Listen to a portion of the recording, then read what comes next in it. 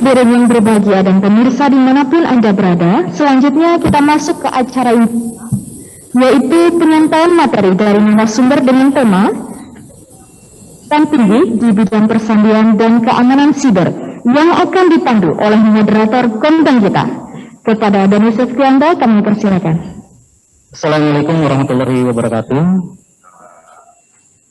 Selamat sore. Mohon izin pada narasumber, pimpinan Poltek SSN, pegawai dan taruna-taruni Poltek SSN yang saya banggakan.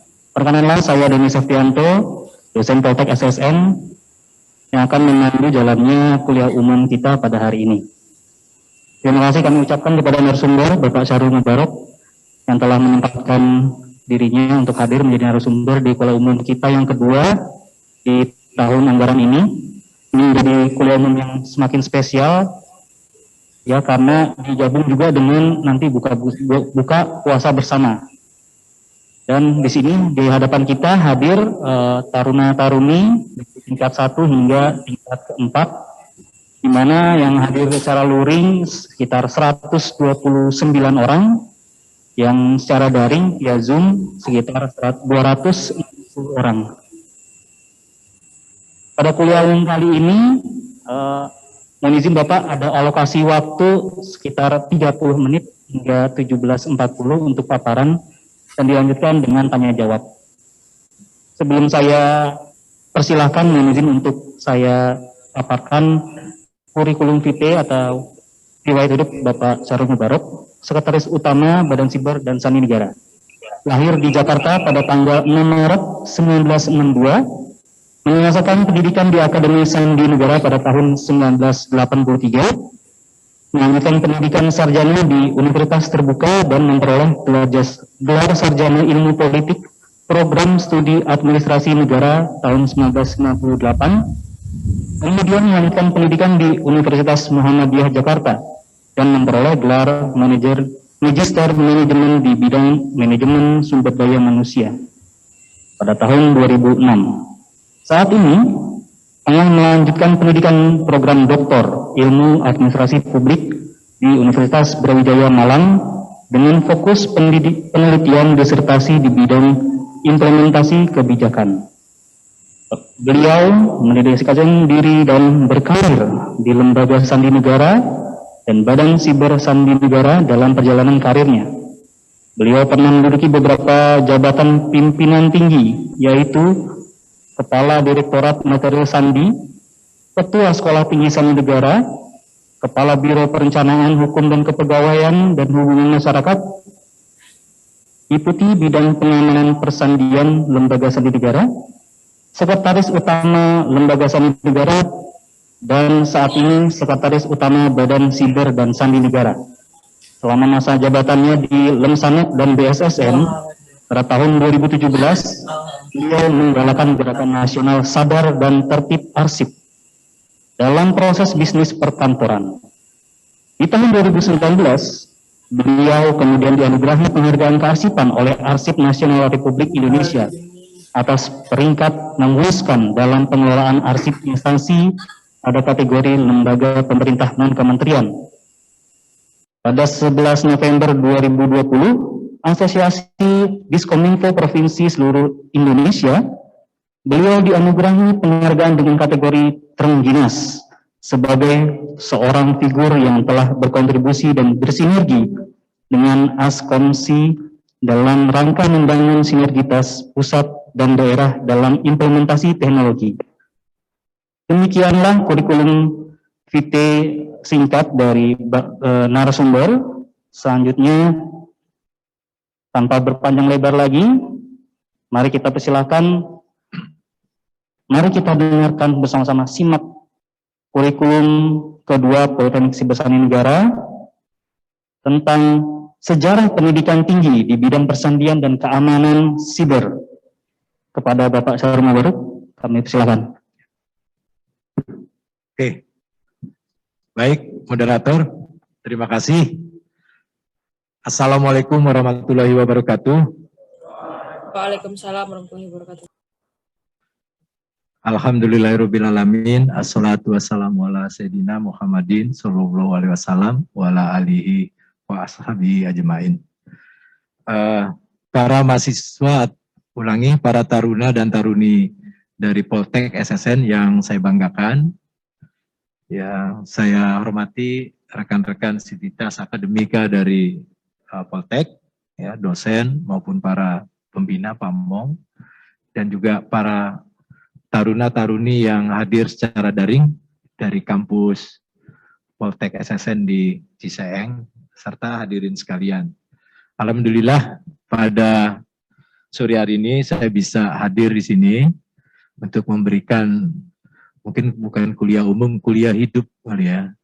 Saya ingin sharing hal-hal yang justru ingin sisi yang tidak diberikan di kuliah sebagai sebuah mata kuliah. Gitu. Kesempatan yang baik ini bagi saya juga satu kebanggaan. Saya sudah lama sekali tidak berinteraksi dengan para mahasiswa atau para taruna ini karena ya alasan klasik lah, kesibukan. Maka di tahun ini bukan saya dijadwalkan, tapi saya minta dijadwalkan gitu sebetulnya.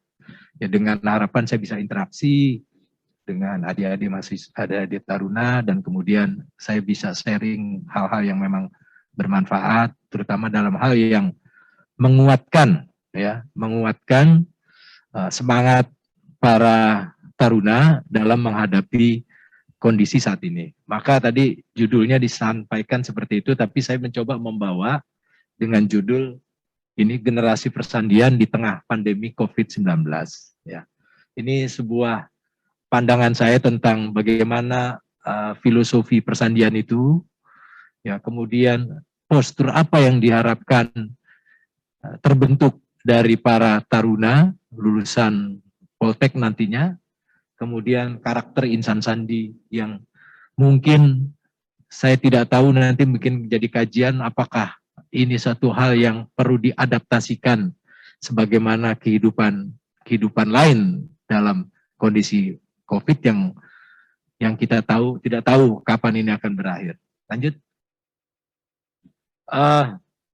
Saya mungkin berangkat dari satu gambaran yang saya ambil dari internet ini tentang perbedaan generasi. Mungkin para adik-adik sekalian bisa melihat ada 4 generasi yang digambarkan di dalam slide ini, ya, yang mulai dari senior. Itu kalau dari kurun waktu kelahiran 20 sampai 45, ini mungkin sudah tersisa sedikit mungkin ya. Yang jelas sudah ada tidak ada lagi pegawai yang kelahiran tahun 45 di BSSN. Kemudian yang generasi berikut baby boomers, ya. Ini 46 sampai 65. Saya termasuk kategori ini, baby boomers, ya. Sudah langka, manusia langka. Angkatan saya sendiri di BSSN akan habis tahun depan semua. Yang tahun ini hampir sebagian besar tahun ini, tersisa tahun depan ada 3 orang lah. Kemudian generasi X, ya, itu sampai 79 kelahirannya, dan generasi Y, Gen Years, ya. Nah, ini pengelompokan ini dibuat dengan berbagai pertimbangan. Jadi bahwa dari masing-masing generasi ini memiliki, kalau boleh karakteristik gitu ya. Jadi tumbuh di lingkungan yang dipengaruhi oleh media dan perkembangan dunia yang berbeda, ya. Ya, kita ambil yang ekstrimnya lah, senior atau baby boomers, ya. Itu tumbuhnya di situasi yang memang kondisi saat itu tentunya kalau di Republik kita adalah masa perang pasca perang. Nah, sementara yang generasi Y kelahiran sampai tahun 2000 ini adik-adik masuk ini mungkin ya sampai 2000 ya. Z, bahkan Z. Ya, ada generasi alfa lagi sekarang kan. Ini begitu cepatnya pengelompokan itu. Ini tumbuhnya di situasi damai dengan dilengkapi beragam teknologi yang memudahkan, yang dulunya memang belum ada. Kemudian masing-masing generasi juga menjunjung tinggi nilai yang berbeda.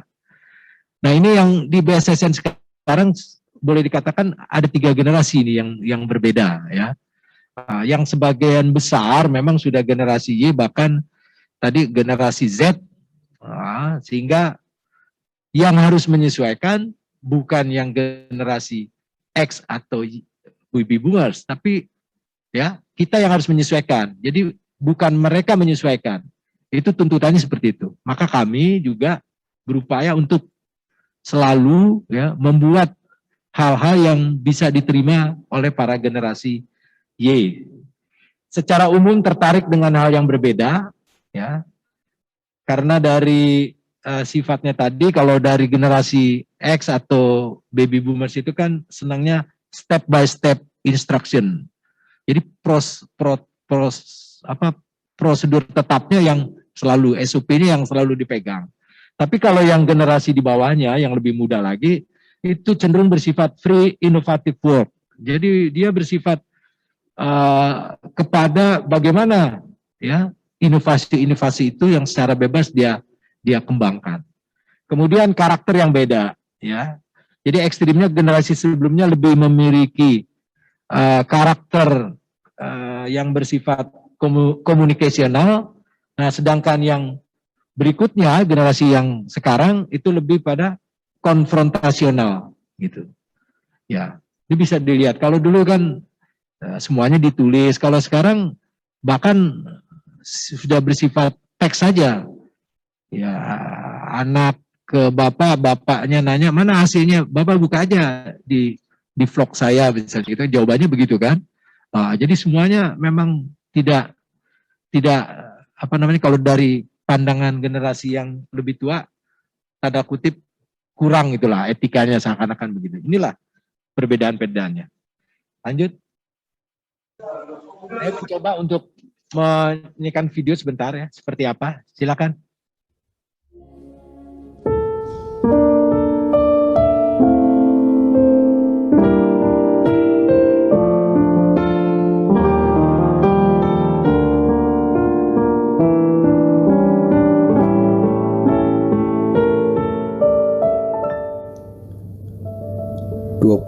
Juni 1984, bangsa Indonesia kehilangan sosok kebapaan yang dikenal cermat dan tekun dalam meletakkan dan mengawal pembangunan tahap demi tahap fondasi persandian Indonesia sebagai benteng keamanan informasi bangsa. Pintunya dengan kombinasi, kunci kombinasinya seperti begitu hebatnya. Ada sensor-sensor khusus, juga di luar-luar di sudut-sudut kantor itu dipasang. Dulu masih kalau sekarang CCTV gitulah kira-kira. 1982 pindah dari Latu Hari-Hari, pindah ke Ragunan. Beliau yang merancang, hanya kemudian dikerjakan oleh orang lain. Beliau selaku komandannya untuk ini harus dipasang ini harus begini. Waktu itu sudah sangat modern karena beliau tinggal di kamar saja sudah bisa melihat di segala penjuru.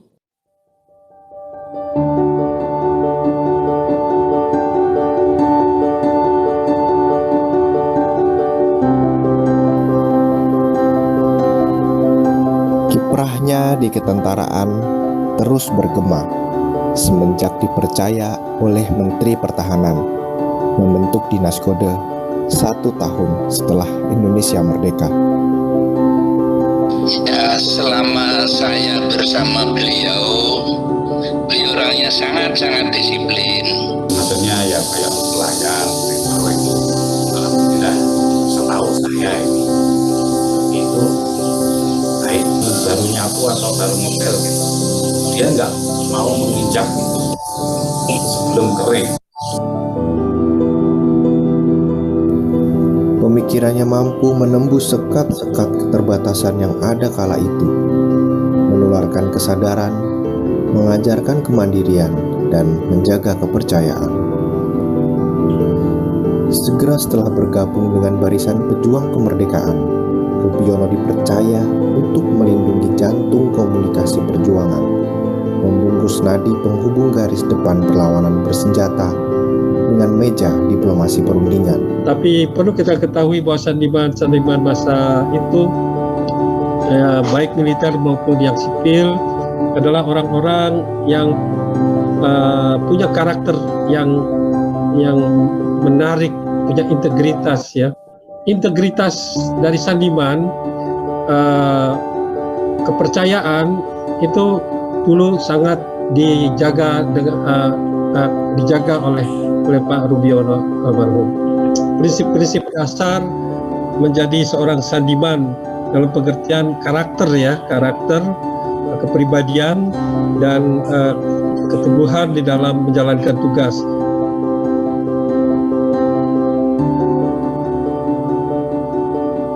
Artinya beliau tuh disegani gitu, bukan ditakuti gitu. Saya bangga kamu bisa masuk situ katanya. Karena katanya mendengar omongannya Pak Rubiono itu, bapak saya tuh terkagum-kagum lah gitu, dan jadi memberikan dukungan yang penuh untuk saya bisa ikut di Akademi Sandi Negara. Akademi Sandi Negara itu beliau terlibat langsung untuk mewawancarai kami ini. Pendidikan persandian pun tak luput dari perhatiannya. Berusaha untuk terus memajukan persandian itu sendiri. Ya, nomor satu adalah disiplin tadi yang saya harapkan, mudah-mudahan adik-adik kita disiplinnya mudah-mudahan seperti Dr. Rubiono Kertopati. Karena Rubiono sadar, kemandirian adalah kunci kemenangan dalam perang informasi yang tak pernah berkesudahan.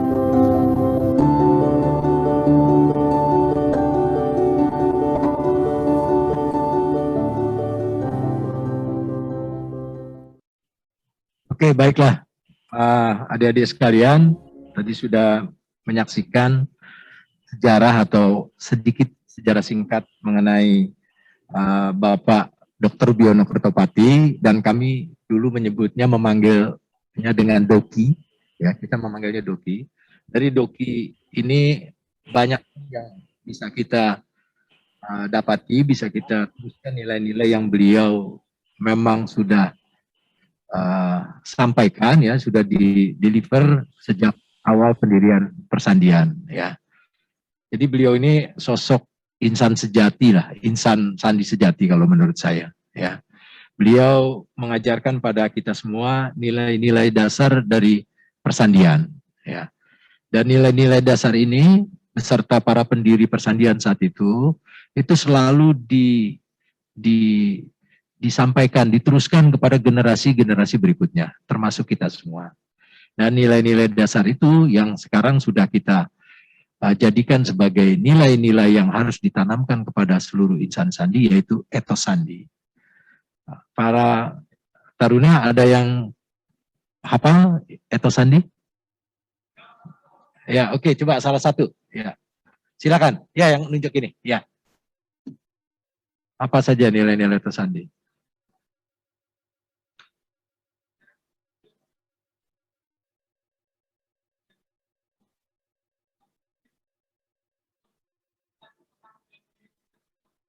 Ya, baik. Terima kasih. Tepuk tangan.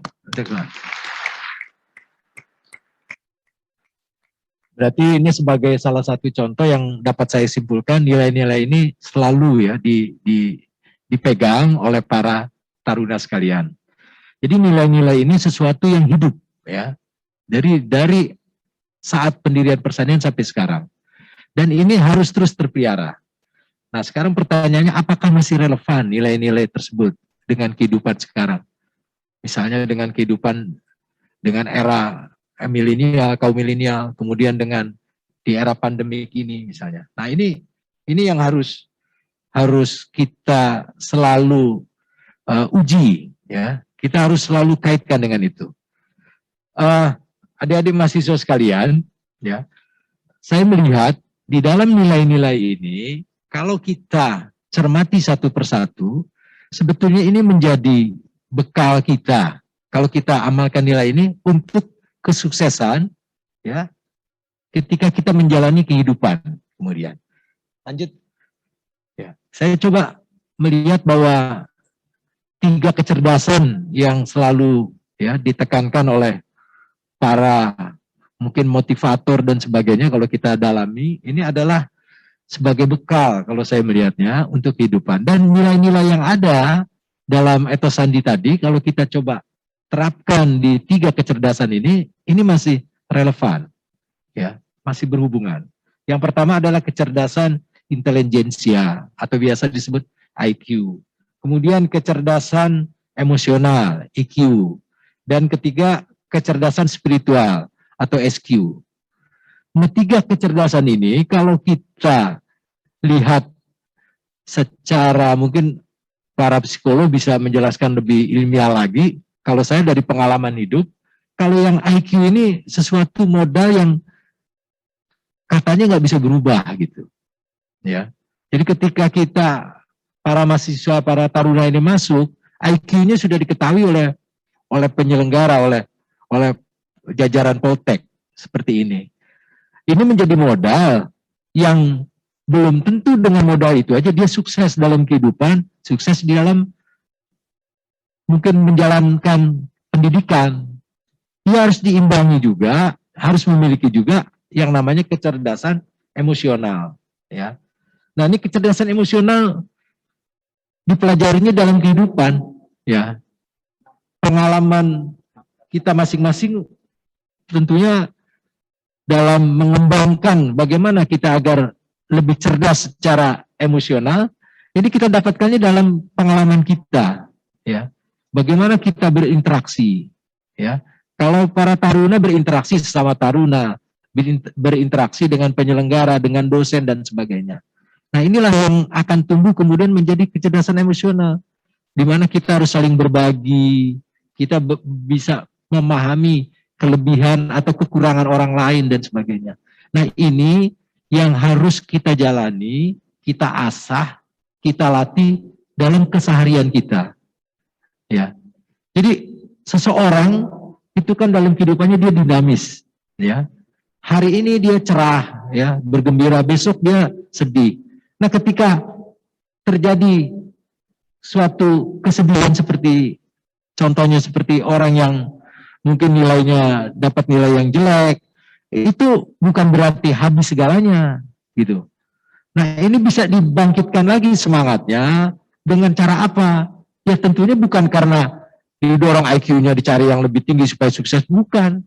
Nah, dia harus mampu menghadapi semua yang ada di dalam lingkungan atau di dalam kehidupannya. Ketika dia dalam situasi yang kesedihan tadi, dia mampu bangkit. Ya, jadi jangan terus kemudian nilai jelek dianggap itu suatu kesedihan yang habis segalanya. Itu bukan berarti keberhasilan diukur dari nilai. Ketika lulus IP-nya mungkin ada yang dapat sempurna 4, tapi pertanyaannya apakah dia dalam kehidupan dia sukses? Itu belum tentu. Nah, untuk itu, nah ini para taruna ini dalam kehidupan di kampus juga harus bisa menyeimbangkan. Kalau merasa dirinya IQ-nya tinggi, tapi EQ-nya, SQ-nya seperti apa? Itu juga harus. Ya, coba kalau kita mau pelajari satu-satu dari orang yang kehidupannya sukses, bukan orang yang pintar atau tidak cukup hanya pintar gitu. Ya, dia punya kematangan sosial. Dia itu di dalam laboratorium kepemimpinan itu semua nanti pasti mengalami ada asesmen yang diberikan. Itu ukuran kesuksesan. Saya pengalaman menjadi pansel, ya, panitia seleksi untuk JPT Madya maupun Pratama di instansi lain. Itu intuisi feeling saya terhadap seseorang, bukan saya aja, panitia yang lain, itu hampir sama semua. Kenapa bisa sama? Ya karena pengalaman yang saya hadapi dalam membina orang lain, pegawai, itu bisa langsung terlihat gitu. Bisa feelingnya bisa ini langsung terasa gitu. Bahwa ini orang ini memang kepemimpinannya bagus. Sebelum nilai itu keluar, sehingga itu bisa dikatakan memang sebetulnya ya itu sesuatu yang ditempa dari kesehariannya. Ya. Jadi 3 kecerdasan ini harus dimiliki oleh para taruna. bukan hanya IQ, untuk bisa menjadi sukses, insan yang sukses, dan yang paling penting yang bisa bermanfaat bagi orang lain. Kita dilahirkan itu kan untuk memberikan manfaat ke orang lain. Itu harus diingat itu. Jadi orang yang paling baik itu orang yang memiliki atau memberikan kontribusi kebaikan kepada orang lain. Ya, lanjut. Baik, ini sesuatu yang saya gambarkan ini modal, ya, modal untuk kita bisa sukses. Nah, sekarang saya coba secara singkat akan menyampaikan evolusi lembaga pendidikan Sandi Negara. Jadi kalau melihat dari timeline ini, dimulai dengan Akademi Sandi Negara, ya, itu didirikan tahun 73. 72 sebenarnya sudah berjalan, tapi resminya 73. Itu sudah berdiri. Nah, berdirinya saat itu tidak dengan pembentukan begitu saja. Ini yang kematangan dari lembaga pendidikan persandian, pendidikan tinggi, itu bisa dilihat dari evolusinya. Sebenarnya berevolusi sudah ada itu dari tahun 46 itu sudah ada pendidikan sandi. Kemudian berkembang itu sebelum tahun 73 itu ada namanya pendidikan gaya baru. Pendidikan ahli sandi gaya baru. Jadi dia terus, mungkin kalau perguruan tinggi lain, suatu kementerian, maaf, misalnya contohlah Sekolah Tinggi Intelijen Negara, itu tiba-tiba muncul di Sekolah Tinggi Negara. Tapi kalau pendidikan persandian, yang namanya sekarang Poltek SSN, tidak. Dia berevolusi berdasarkan kebutuhan, berdasarkan memang tumbuhnya dari kebutuhan di KL maupun dari ininya sendiri gitu, dari ilmunya terus berkembang. Nah, jadi gaya baru karena memang kebutuhannya saat itu dijadikanlah Akademi Sandi Negara atau pendidikan ahli sandi madya kalau itu. Karena sempat di Pusdika tulis UPT Aksara, terus UPT PAMS, pendidikan ahli madya sandi, ya, pendidikan ahli madya sandi. Nah, itu evolusinya. Nah, kemudian tantangannya berbeda lagi kemudian, ya. Di Aksara tantangan yang pertama, tantangan competitiveness gitu terhadap lulusan yang lain. Yang lain sudah masuk ke diploma 4, kita masih di 3. Sehingga secara mungkin ilmu kita sebenarnya sudah mumpuni, tapi grade-nya masih di bawah. Akhirnya kita lakukanlah penyesuaian atau peningkatan status dari Akademi Sandi Negara yang D3 kemudian menjadi diploma 4, D4. Itu tahun 2002. Jadi 2002. Dari Akademi Sandi Negara ke sekolah tinggi, hal-hal yang sifatnya perbedaan dari lulusan, kita juga waktu itu carikan bagaimana solusinya agar tidak terjadi gap, ya. Jadi adik-adik taruna ini harus memahami cikal bakal awalnya dari mana gitu, ya, pendidikan itu. Jangan merasa sekarang mahasiswa atau taruna Poltek itu paling tinggi dan tidak ada hubungannya dengan pendidikan persandian, pendidikan tinggi persandian lainnya sebelumnya. Itu ada hubungannya semua. Jadi lulusan Akademi Sandi Negara adalah senior sekarang, senior Anda gitu. Bukan berarti, itu kan eranya yang dulu. Enggak. Ini berjalan, berevolusi tadi saya bilang. Nah, dari Sekolah Tinggi Sandi Negara, peraturan perundangan pemerintah merubah mengenai pendidikan tinggi, maka kita dirubah menjadi Poltek. Itu memang, itu amanat dari undang-undang. Harus berubah kelembagaannya dari sekolah tinggi menjadi Poltek. Sehingga sampai sekarang kita Poltek. Tapi semangat pembentukannya tetap masih sama. Untuk melahirkan insan-insan sandi yang bukan hanya memiliki kemampuan hard skill-nya saja, tapi soft skill-nya. Soft skill-nya antara lain nilai-nilai etos sandi tadi. Ini yang harus dipahami bersama. Ya, kebetulan saya saksi pelaku dari ini semua, jadi paham betul bagaimana kita membentuk ini. Ya, tidak ingin adanya perbedaan-perbedaan sekat-sekat antara pendidikan akademi dengan sekolah tinggi kemudian Poltek. Ini adalah satu kesatuan. Maka ikatan alumninya pun kita tidak rubah. Tetap ikatan alumninya menggabungkan dengan pendidikan sebelumnya, dalam ini Aksara. Lanjut.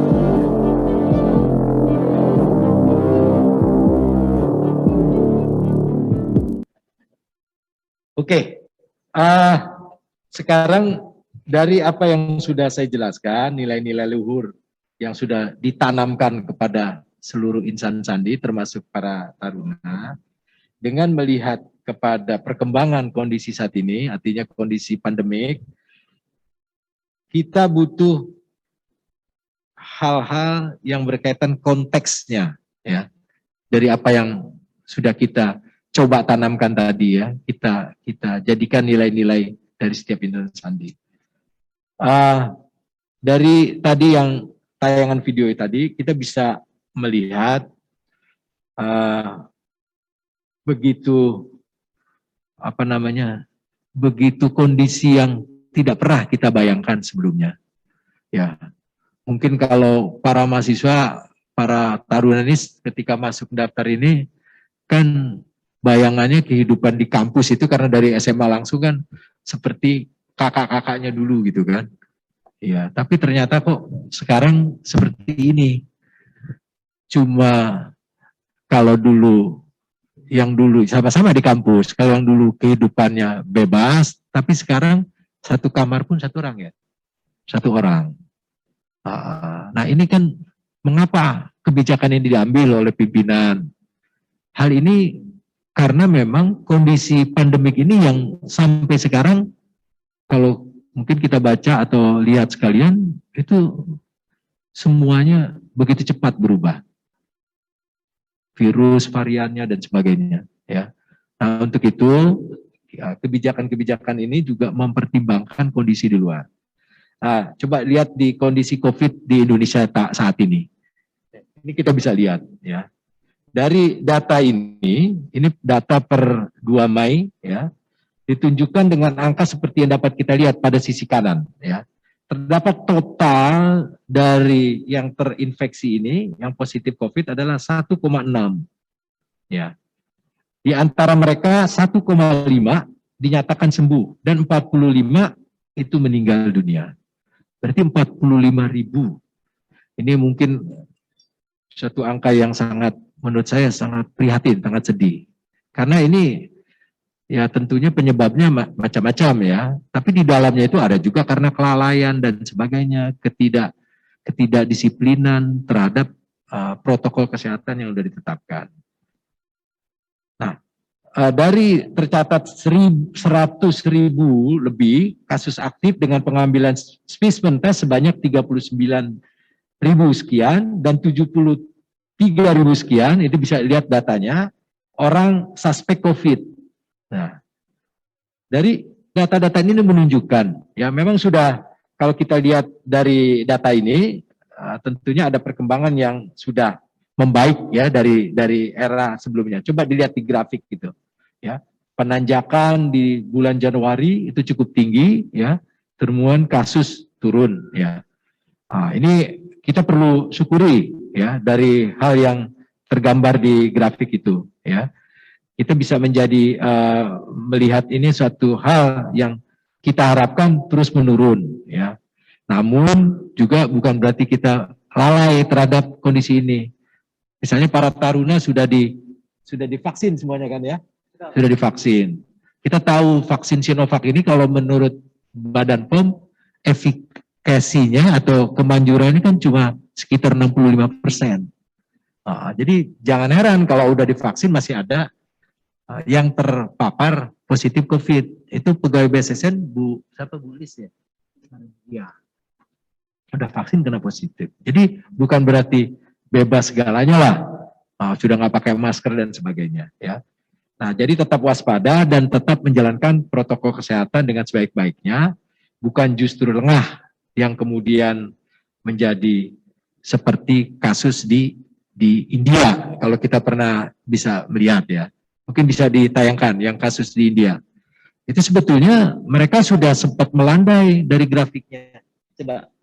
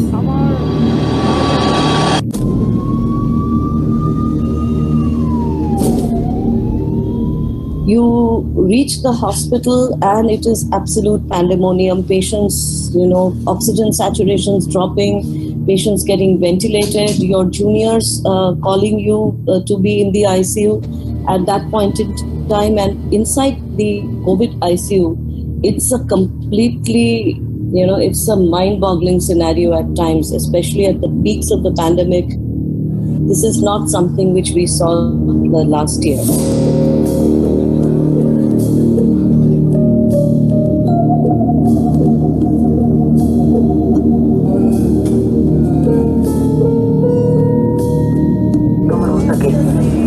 Social distancing का पालन करेंगे।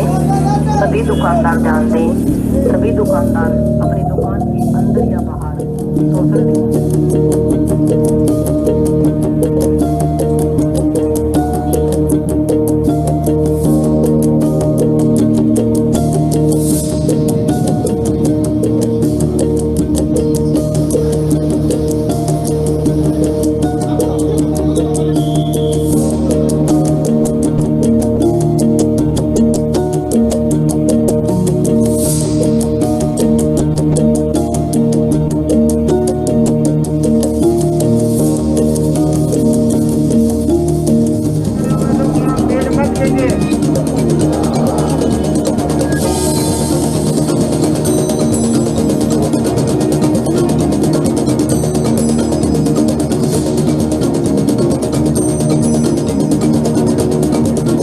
Ilustrasi ini saya akhiri karena sudah masuk ke waktu berbuka. Ya, nanti kita lanjutkan, tinggal beberapa hal saja yang ingin saya sampaikan. Ya. Terima kasih Bapak. Selanjutnya kepada yang bertugas untuk melantunkan azan maghrib, kepadanya kami persilakan, dan kepada hadirin yang berpuasa kami ucapkan selamat berbuka puasa.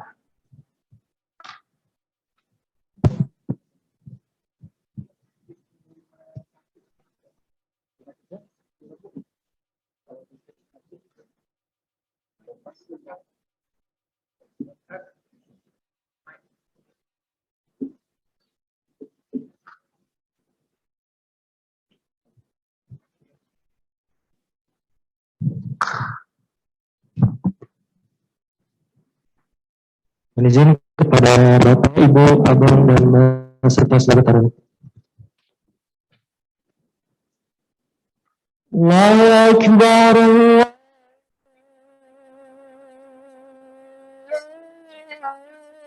Akbar.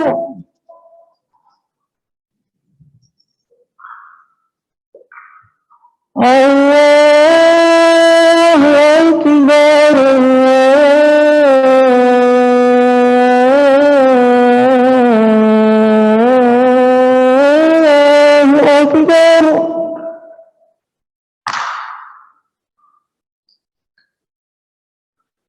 Asyhadu an la ilaha illallah.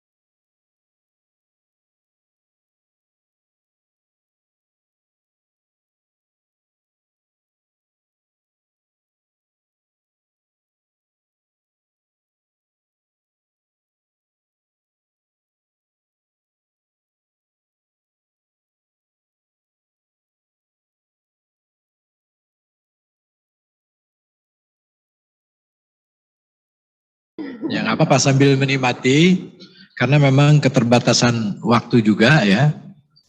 Kita menjadwalkan dibarengkan dengan berbuka ini, maksudnya untuk mendapatkan semuanya gitu kan. Ya saya mendapatkan secara pengalaman juga kan. Saya juga dapat berbagi hal-hal yang ya paling Bismillahirrahmanirrahim. spiritualnya kita dapatkan. Tadi dari tayangan video yang kasus di India, pertanyaannya kan, apakah kita mau seperti itu?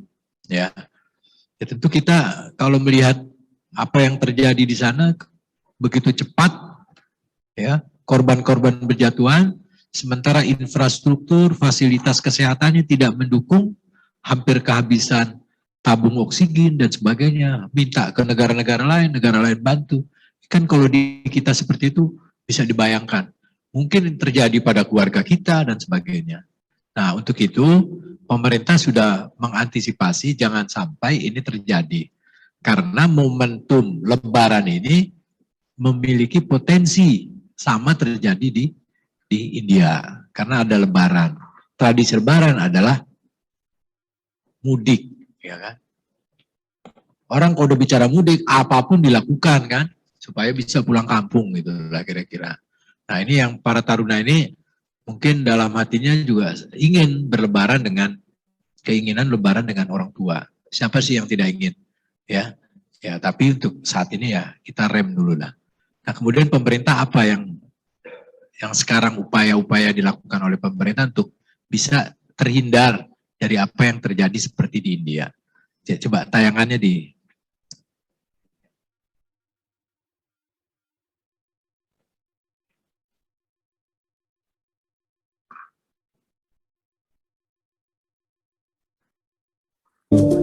Assalamualaikum warahmatullahi wabarakatuh.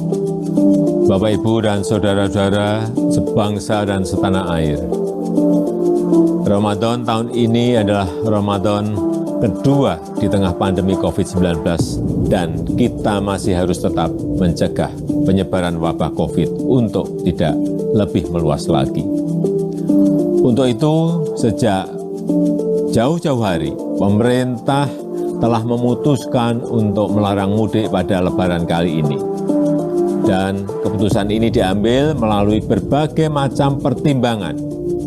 Karena pengalaman tahun lalu terjadi tren kenaikan kasus setelah 4 kali libur panjang. Yang pertama, saat libur Idul Fitri tahun lalu, terjadi kenaikan kasus harian hingga 93%. Dan terjadi tingkat kematian mingguan hingga 66%. Kenaikan kasus COVID yang kedua terjadi saat libur panjang pada 20-23 Agustus 2020, di mana mengakibatkan terjadi kenaikan hingga 119% dan tingkat kematian mingguan meningkat hingga 57%.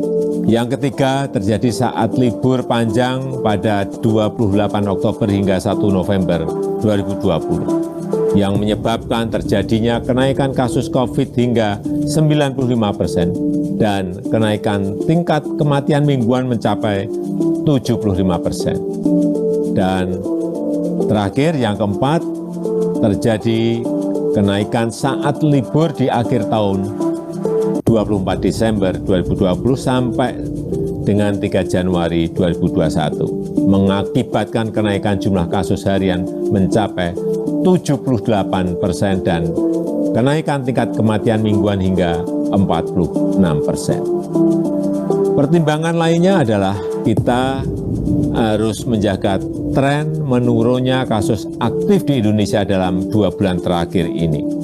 Menurun dari 176.672 kasus pada 5 Februari 2021 dan pada 15 April 2021 menjadi 108.032 kasus. Penambahan kasus harian juga sudah relatif menurun. Kita pernah mengalami 14.000 hingga 15.000 kasus per hari pada bulan Januari 2021, tapi kini berada di kisaran 4.000 sampai 6.000 kasus per hari. Tren kesembuhan pun terus mengalami peningkatan. Bila pada 1 Maret 2021 sebanyak 1.151.915 orang yang sembuh atau 85,88% dari total kasus, maka di 15 April 2021 meningkat menjadi 1.438.254 pasien sembuh atau telah mencapai 90,5% sembuh dari total kasus. Oleh karena itu kita harus betul-betul menjaga bersama momentum yang sangat baik. Untuk itulah pada Lebaran kali ini pemerintah memutuskan melarang mudik bagi ASN, TNI, Polri, pegawai BUMN, karyawan swasta, dan seluruh masyarakat. Bapak, Ibu, dan saudara-saudara yang saya hormati, saya mengerti kita semuanya pasti rindu sanak saudara di saat-saat seperti ini, apalagi di Lebaran nanti. Tapi mari kita utamakan keselamatan bersama dengan tidak mudik ke kampung halaman. Mari kita isi Ramadan dengan ikhtiar memutus rantai penularan wabah demi keselamatan seluruh sanak saudara kita dan juga diri kita sendiri dan seluruh masyarakat. Selamat menjalankan ibadah puasa. Semoga Allah Subhanahu wa Ta'ala meridhoi kita dan memberkahi bangsa Indonesia. Wassalamualaikum warahmatullahi wabarakatuh. Jadi upaya pemerintah atau kita bersama untuk bisa menjaga ya atau melakukan pelambatan kasus pandemi ini adalah dengan melakukan kebijakan melarang mudik, gitu kan.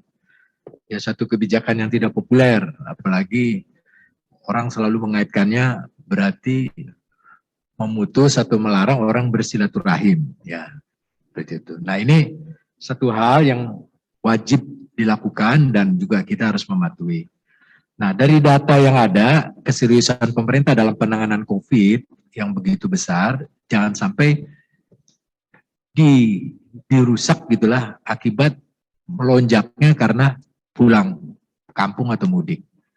Nah, ini bisa dilihat di data ini. Ini yang paling kiri itu data postur belanja negara tahun 2020. Ya, terlihat di sana awal-awalnya itu terjadi masih belum memperhitungkan bahwa pandemik itu akan menggerus pertumbuhan ekonomi. Ya, itu mulai dari total belanja negara 2.500 sekian triliun. Ya. Nah, setelah ada pandemik itu dilakukan perubahan atau refocusing oleh pemerintah. Ya, sehingga di situ dianggarkan penanganan COVID anggarannya adalah 937 triliun. Ya. Hampir 34, ya, 35%, hampir 35% dari anggaran yang ada. Itu di tahun 2020. Nah, di 2021 yang kanan itu sama. Dari anggaran yang disediakan itu sudah mengarah kepada perbaikan atau menumbuhkan kembali tingkat perekonomian kita. Namun pemerintah tetap menganggarkan untuk COVID khusus vaksin sebesar 58 triliun. Ini satu kondisi yang kita bisa lihat dari alokasi anggaran untuk penanganan COVID begitu besar. Nah, ini BSSN juga terkena dampak. Di tahun 2020, anggaran BSSN itu dipotong sebesar 1,1 triliun atau 56% dari anggaran BSSN. 56% untuk dialokasikan kepada penanganan COVID secara nasional. Di 2021 pun ya anggaran kita dipotong lagi, di refocusing sebesar 11%. Bukan BSSN, semua kementerian lembaga terdampak seperti ini. Ini kan suatu upaya yang cukup serius ya dari pemerintah untuk bisa keluar dari pandemik ini. Nah, sehingga kondisi ini mempengaruhi pertumbuhan. Coba di paling bawah itu dilihat ya, grafiknya di awal tahun itu masih sempat di 2018 sampai 2020 ini gambarannya. Pertumbuhan 5,06 terus 5,18. Nah, ini mulai di triwulan ke-1 2019 itu ya menurun sampai kita ke pertumbuhannya negatif gitu kan. Di triwulan kedua itu bisa dilihat tahun 2020 itu minus 5,32. Yang kemudian mulai sedikit membaik di triwulan ketiga menjadi 3,49 negatif ya. Nah, ini menggambarkan ya bahwa ini akan mempengaruhi gitu COVID ini kepada semua aspek kehidupan. Namun di pertumbuhan ekonomi di triwulan keempat 2020 sudah mulai membaik lagi 0 atau minus 2,07 ya. Inilah menunjukkan data ini urgensi dan perhatian pemerintah yang sangat besar terhadap penanganan COVID. Nah, kemudian untuk upaya-upaya pemerintah, slide berikutnya ya, ini saya ingin menggambarkan bagaimana persoalan ini menjadi persoalan yang harus kita bersama mengatasinya. Ya, ada diterbitkan surat edaran Satgas penanganan COVID. Kemudian yang dilakukan kebijakan sekat pemudik. Ini upaya-upaya ya secara mungkin kalau terukur ini dilakukan gitu. Karena memang keinginan mudik itu menjadi suatu dorongan, segala cara orang lakukan gitulah. Ya. Tapi karena di Poltek ini menjadi bagian dari BSSN, instansi pemerintah, ya upaya pimpinan untuk melakukan kebijakan yang lebih ya afirmasi lah ya, kebijakan afirmasi jadinya. Jadi memang melarang. Kemudian pos-pos pengawasan juga dibuat, mempersingkat masa berlaku tes COVID ya, tadinya berapa, seminggu kemudian jadi 3 hari terus. Dukungan random test di tempat-tempat umum ya. Ya, kalau masih ada yang nekat pulang ya dapat bagian yang random ini, tes random ini ya bisa ya akibatnya lah ya rasakan. Kemudian melakukan sosialisasi secara masif. Ya. Nah, lanjut. Ya. Nah, jadi dari sini adik-adik sekalian para taruna ya. Jadi perlu kita sadari bahwa melawan COVID-19 itu bukan semata-mata tugas pemerintah. Jadi melainkan tugas setiap orang yang masih memiliki akal waras. Jadi kalau yang dibilang ini konspirasi, saya pikir nyatanya banyak korban-korban yang berjatuhan. Janganlah memaksakan diri untuk mudik. Ya. Bisa saja Anda disuruh putar balik di titik penyekatan. Nah, untuk itu saya wakili pribadi dan mungkin saya termasuk orang yang punya kampung juga gitu kan. Ya, mudik harusnya mudik juga kan, tapi tidak dilakukan. Dan atas nama instansi juga kita semua yang hadir dalam acara ini untuk ikut serta menjadi bagian dari aksi penyelamatan bangsa melalui tidak mudik. Nah, adik-adik sekalian, sekarang coba kita kaitkan sebagai insan sandi yang memiliki nilai-nilai luhur yang tadi saya sampaikan di depan tentang etos sandi, di mana itu nilai-nilai yang diturunkan dari para pendiri persandian, termasuk Doki. Kemudian mari kita implementasikan nilai tersebut dalam menyikapi pandemik COVID-19. Apa saja yang dapat kita lakukan? Ya, yang pertama adalah bersabar. Ya. Kesabaran ialah kata kunci. Ya. Mungkin agak kecil itu slide-nya ya.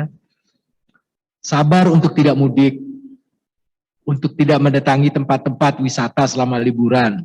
Sabar dalam menerapkan protokol kesehatan. Yang semuanya ini guna menjaga ya keselamatan yang lebih luas lagi, keselamatan bangsa. Ya, dimulai dari yang kecil-kecil, ketika kita abai, berdampaknya secara akumulasi menjadi dampak kepada keselamatan bangsa. Kemudian yang kedua adalah nilai-nilai senantiasa berdoa, ya. Sebagai makhluk Tuhan yang lemah, kita wajib untuk ya bersandar kepada Tuhan, kepada Allah Subhanahu wa taala. Yang Maha Kuasa, yang semuanya dengan cepat atau dengan tanpa disangka-sangka bisa terjadi. Termasuk juga dari pandemi ini dengan segera atau dengan tiba-tiba juga bisa terjadi. Diselesaikan, artinya berakhir. Itu kalau sudah kuasa Tuhan, yang Maha Kuasa Allah Subhanahu wa taala, ya. Nah, untuk itu kita selalu senantiasa berdoa agar musibah ini dapat segera hilang dan kita terselamatkan. Kemudian yang ketiga, berjiwa kesatria, ya.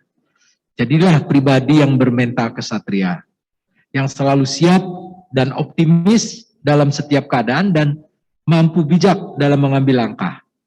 Itu nilai-nilai berjiwa kesatria yang harus kita implementasikan, ya. Kemudian yang berikut adalah berpikir cerdas, ya. Itu menjaga akal waras adalah suatu hal yang sangatlah bijak, ya. Jadi gunakanlah teknologi untuk menjaga silaturahim dengan anggota keluarga di mana saja berada. Ya, jadi tidak mudik secara fisik, tapi secara hati kita tetap melakukan interaksi dengan keluarga. Saya tidak tahu, mungkin di Poltek sudah dibuat nantinya ya bagaimana para taruna ini bisa tetap bersilaturahim dengan keluarga agar difasilitasi.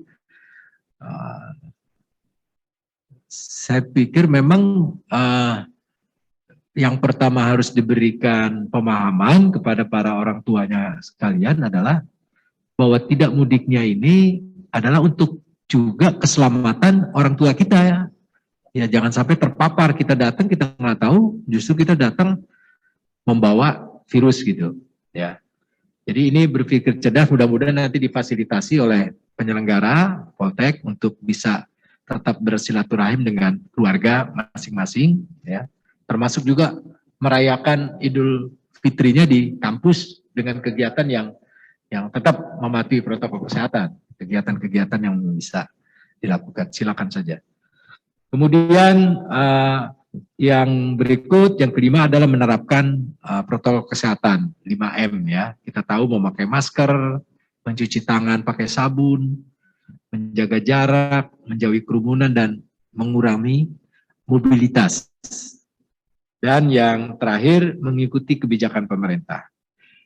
Jadi apa yang pemerintah upayakan, pemerintah lakukan, itu semua melalui satu pertimbangan yang matang, ya. Jadi kebijakan itu untuk kebaikan, ya, kita semua, ya, kebaikan rakyat. Jadi untuk itu kita harus sebagai insan sandi yang memiliki nilai-nilai etos tadi, ya, tugasnya antara lain juga mengimplementasikan etos tadi itu dalam menyikapi pandemi COVID-19 ini. Nah, yang terakhir, ingin menyampaikan sekali lagi, mengingatkan ada quote yang dibuat oleh Doki, ya. Ingatlah, kehilapan satu orang saja cukup sudah menyebabkan keruntuhan negara. Ini selalu ditanamkan, ya, kepada kita semua. Dan jika engkau mencintai keluargamu, maka jagalah mereka tentunya dengan tetap, ya, menjaga protokol kesehatan dan tidak mudik untuk sementara ini. Mungkin itu aja yang bisa saya sampaikan, ya. Silakan kalau masih ada waktu untuk tanya jawab, ini bebas, nggak harus yang terkait dengan ini. Silakan, mungkin ada hal-hal yang nanti bisa saya catat, ya, untuk bisa ditindaklanjuti. Sekian, terima kasih. Saya serahkan ke moderator. Terima kasih kepada narasumber atas paparan yang diberikan. Masih ada sedikit waktu, kami persilakan kepada hadirin bagi yang ingin bertanya, dipersilakan. Saya persilakan dari sebelah kiri saya dulu. Silakan yang ingin bertanya, angkat tangan, singkat saja. Apapun tadi dipersilakan untuk bertanya kepada narasumber. Ya, silakan. Dari sebelah kiri saya. Ada?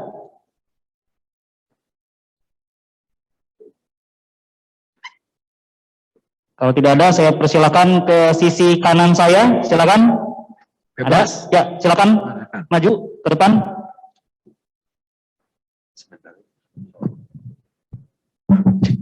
Selamat malam. Coba dari Parlimen Asep Setiawan izin bertanya kepada Bapak. Mohon maaf sebelumnya untuk pertanyaannya tidak terkait materi tentang COVID-19. Adapun yang saya tanyakan adalah pada zaman dahulu Akademi Seni Negara itu tidak terkenal seperti Politeknik Siber dan Seni Negara saat ini. Nah, yang ingin saya tanyakan adalah bagaimana Bapak mendapatkan motivasi untuk bisa melanjutkan pendidikan ke sekolah yang notabene tidak sama sekali dikenal oleh masyarakat, Pak. Apa yang menjadi motivasi Bapak menuju menanyakan hal tersebut agar menjadi semangat tersendiri bagi kami dan menjadikan motivasi bagi kami untuk tetap melanjutkan dan lebih semangat lagi untuk menjalani pendidikan di Politeknik Siber dan Seni Negara. Terima kasih. Selamat malam. Mohon Bapak, satu lagi Pak pertanyaan dari peserta yang hadir secara daring. Silakan. Oke.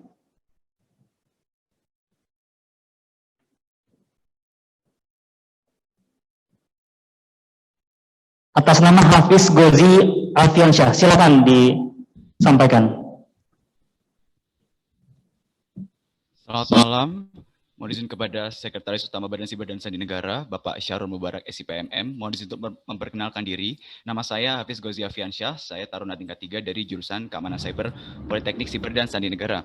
Saya mohon izin bertanya, berdasarkan evolusi instansi persandian di Indonesia, bagaimanakah perubahan budaya kerja yang terjadi pada Badan Siber dan Sandi Negara yang sebelumnya bernama Lembaga Sandi Negara dengan didasari oleh penilaian masyarakat bahwa bidang kerja Lembaga Sandi Negara sering dikaitkan dengan intelijen dan ketertutupan dan informasi yang cenderung terbatas mengenai kinerja Lembaga Sandi Negara. Sedangkan saat ini, tren dari instansi pemerintah, termasuk dari BSSN sendiri, adalah melakukan publikasi.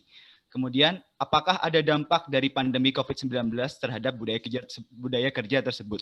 Demikian pertanyaan yang dapat saya sampaikan. Mohon maaf apabila dapat kesalahan dalam penyampaian. Terima kasih. Selamat malam. Oke, baik. Tadi pertanyaan pertama, siapa namanya? Asep Setiawan ya? Asep Setiawan. Oke. Memang kalau ditanya saat itu gitu, kita semua tidak ada yang berkeinginan atau mempunyai cita, terutama saya ya, mungkin di angkatan saya kan masuk tahun 1980. Jadi saya lulus SMA tahun 80. Ya, tahun 80 ketika ditanya apa cita-citanya atau keinginan melanjutkan kemana, nggak ada yang menyebutkan Akademi Sandi Negara. Nggak ada, karena memang benar nggak ada yang kenal kan. Jadi ketika masuk itu semuanya sesuatu yang kebetulan atau tidak direncanakan, pastinya itu tidak direncanakan.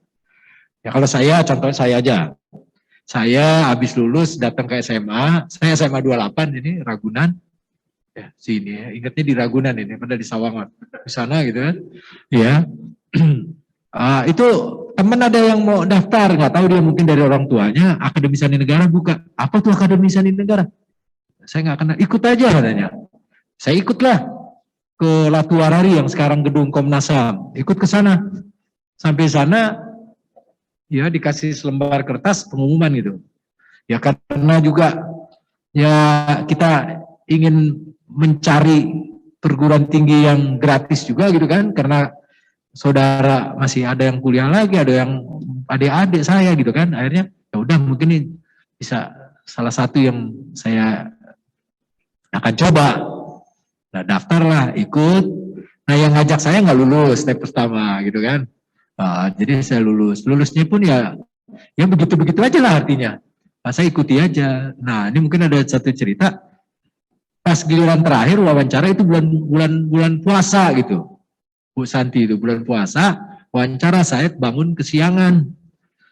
Kesiangan saya datang, itu yang diwawancara udah banyak itu saya kalau menurut jadwal kalau itu memang dibuat itu saya udah ketinggalan gitu. Tapi saya nggak ngerti itu. Kok saya masih diberi kesempatan? Cuma dimarahin aja kan? Ya dimarahin ya diam aja. Ya udah akhirnya diwawancara.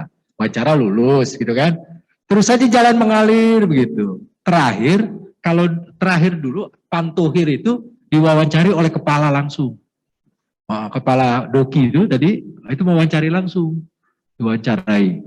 Masuk ke ruangan sendiri. Ya kan mungkin karena mahasiswa angkatan saya jumlah yang masuk sama lulus jumlahnya berapa? Tahu nggak? 13 orang. Jadi kuliah itu 13 orang itu, bayangin 13 orang. Gimana nggak bosen? lihat itu aja kan. Kalian beruntung nih 100 kan, interaksinya lebih enak, punya kampus sendiri, dulu gak ada kampusnya gitu. Nah pas wawancara, ditanyalah, pas ditanya ada satu pertanyaan yang menyangkut tokoh Soekarno, presiden pertama. Nah, saya kebetulan hobinya juga baca buku. Itu ada buku yang tebal sekali yang di bawah bendera revolusi, bukunya Soekarno itu. Itu saya baca itu, senang baca itu. Nah ketika ditanya Soekarno, saya dimintain pendapat, saya cerita. Kan itu pemikirannya Soekarno di buku itu semua. Saya cerita. Nah terjadilah diskusi, debat gitu antara saya dengan beliau. Nah saya mau pertahankan kan, ya saya nggak tahu wawancara harusnya nurut atau ikut aja atau bisa berbeda gitu. Saya berbeda, sampaikan. Mungkin Pak Kepala ini dok ini udah nggak sabar lah, akhirnya ngomong begini, Anda lebih tahu mana Soekarno Anda dengan saya? Ditanya gitu saya bilang ya saya baca dari buku gitu. Akhirnya beliau sampaikan, asal tahu gitu, saya ini adalah kepala tim dokter kepresidenan RI. Jadi kepala Lemsanak itu adalah juga jabatan beliau, baca bisa silakan biografinya adalah ketua tim dokter kepresidenan. Karena beliau ini kan dokternya medis ya, bukan dokter, medis gitu. Jadi beliau, jadi saya lebih tahu. Ya kalau begitu ya saya nyerah, saya bilang gitu. Akhirnya mungkin gara-gara itu kali saya diterima ya.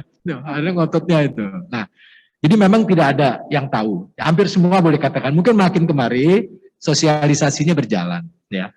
Jadi, nah yang bisa saya tangkap dari apa yang saya lakukan itu, sesuatu yang awalnya tidak kita kenal, kalau kita dalami dan kemudian minat kita timbul, karena sesuatu harus kita ini kan, kita lakukan dengan sepenuh hati gitu, ya.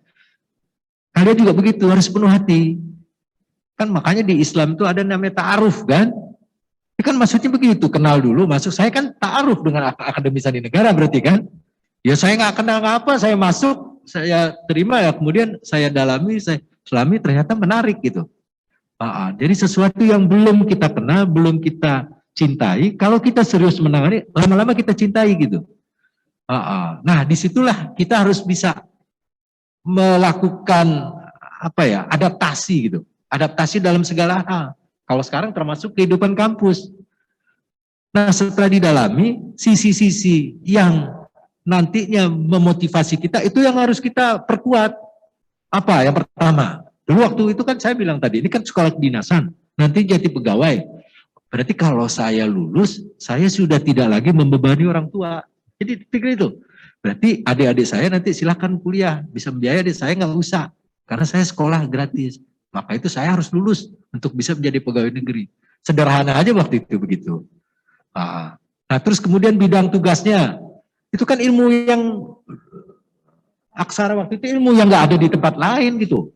Kalau dulu itu kuliah, jadi di dalam kelas ada loker, ya. Loker itu isinya bahan-bahan belajar kita. Jadi ketika berangkat dari rumah kan tidak berasa lama. Saya tuh nggak bawa apa-apa. Jadi orang tua nanya, kamu mau mana, mau kuliah? Mana buku-bukunya? Nggak ada buku sebenarnya. Jadi nggak bawa apa-apa, alat tulis aja nggak ada. Jadi datang ke sana, buka loker, udah baca di situ, pelajari semuanya. Pulang, masukin loker lagi. Jadi nggak pernah kita belajar di rumah. Nggak ada. Itu memotivasi, berarti ini ilmu yang langka, nggak ada di tempat lain. Saya harus dalami ini, gitu kan.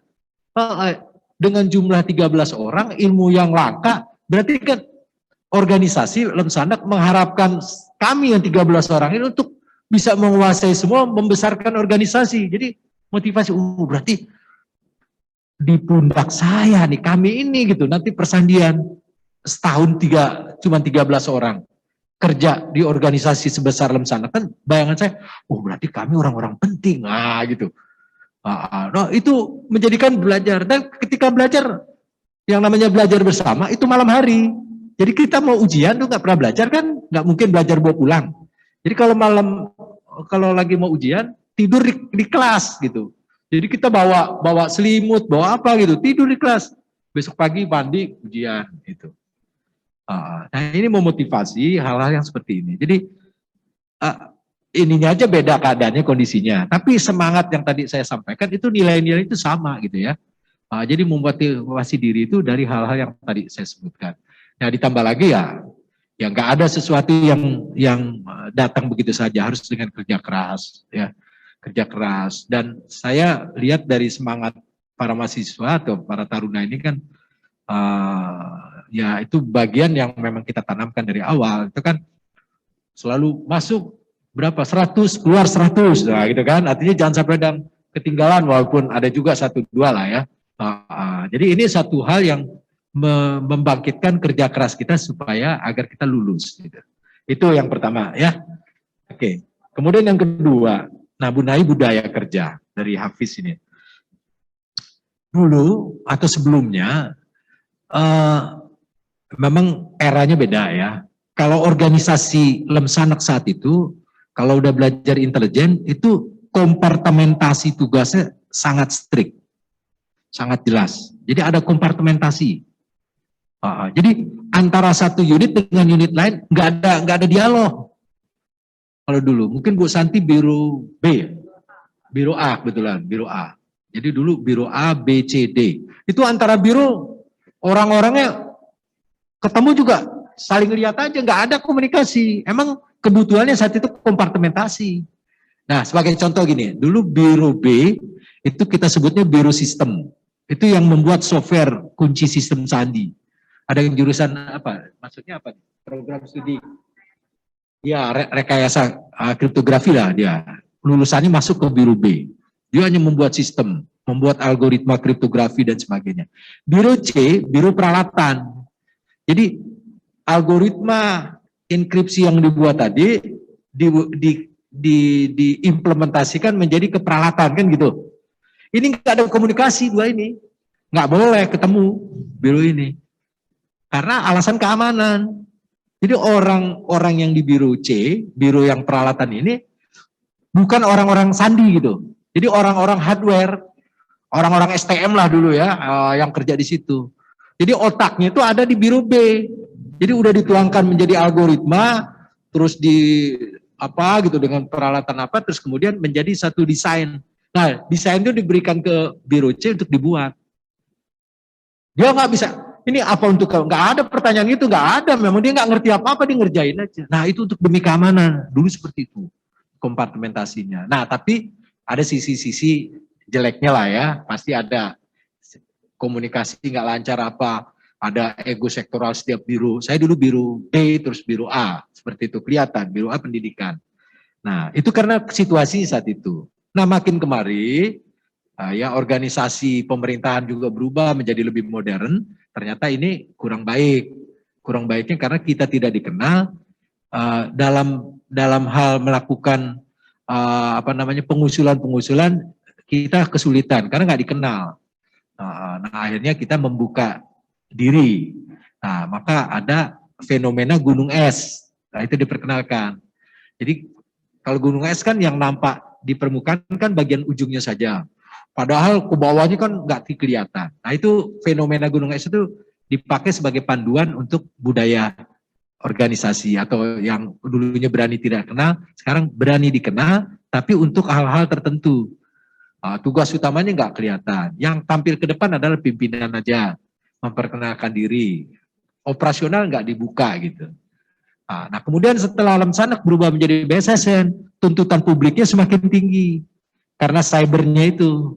Nah, mulailah di sini pilihan-pilihannya saat itu udah harus dengan segala risiko diambil. Akhirnya kita membuka diri setelah menjadi BSSN ini. Membuka dirinya bisa lihat besar sekali kan di Sawangan ini dari atas itu. Kalau datang tulisannya dulu nggak ada. Di Ragunan juga tulisannya ada. Ya, itu merubah karena budaya organisasinya pun harus bergeser. Ya, nah perubahan ini harus dibarengi tetap dengan nilai-nilai tadi, patriotisme. Kan nilai yang kedua menjaga kerahasiaan ya kalau tidak salah. Iya, menjaga kerahasiaan itu tetap menjadi nilai-nilai yang harus kita tanamkan. Ya, dari penyelenggara dan kita harus tertanam masing-masing. Jadi kita tidak boleh asal ngomong. Dan dalam baterai psikologi, psikotes yang Anda dapati ketika waktu seleksi itu melihat seperti itu. Muncullah sekarang orang-orang sandi atau orang-orang cyber ini yang pendiam-pendiam kan. Saya nggak tahu ada nggak yang ini. Ya rata-rata pendiam, di rumah nggak banyak ngomong gitu kan, apa ya memang introvert lah, lebih dipilih orang-orang yang seperti itu. Tapi dalam perkembangannya tentunya nanti tidak. Tapi nilai-nilai awalnya memang harus dimiliki, itu orang yang tidak mau gitu kan, ya berani tidak dikenal kan menunjukkan sesuatu yang bertentangan dengan kodrati manusia yang ingin dikenal gitu. Jadi itu mungkin dampak dengan adanya perubahan ini ya pasti ada. Nah ini yang harus terukur, yang kita ukur ya. Yang harapan saya nilai-nilai etos sandinya tetap terimplementasikan dan masih relevan. Saya nilai masih relevan untuk terus kita jaga berkaitan dengan beda atau perubahan budaya kerja atau budaya organisasi. Mungkin itu yang bisa saya jawab. Terima kasih Bapak. Dan berakhirnya sesi tanya jawab tadi, berakhirlah pula kurikulum kali ini. Terima kasih atas pencerahan yang diberikan oleh Bapak Syarul Mubarak. Tentu memberikan kita penambahan wawasan dan penambahan semangat untuk menjadi insan sandi yang lebih baik, tentu dengan mengimplementasikan etos sandi yang tadi telah dipaparkan.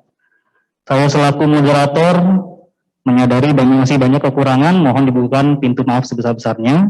Akhir kata, selamat sore, Assalamualaikum warahmatullahi wabarakatuh. Saya kembalikan kepada MC. Waalaikumsalam warahmatullahi wabarakatuh. Terima kasih kepada Bapak Syarul Mubarak atas ilmu yang sudah disampaikan, dan Bapak Doni Seftianto, semoga ilmu tersebut dapat menjadi ilmu yang bermanfaat bagi kita semua. Hadirin peserta kuliah umum yang berbahagia, telah sampailah kita di penghujung acara. Setelah saya tutup kegiatan kuliah umum pada hari ini, akan dilanjutkan dengan kegiatan sholat maghrib berjamaah. Mohon izin kepada Bapak Ibu, pejabat dan seluruh pegawai dapat mengambil wudhu di musola. Untuk adik-adik tingkat 1 putri dapat mengambil wudhu di kamar masing-masing, dan untuk tingkat 1 ulangi untuk taruni lainnya bisa mengambil wudhu di ruang makan lantai 1. Demikianlah kegiatan kuliah umum kita. Mohon maaf jika terdapat hal yang kurang berkenan di hati Bapak Ibu dan seluruh hadirin. Sampai jumpa di kuliah umum berikutnya. Wassalamualaikum warahmatullahi wabarakatuh. Selamat malam.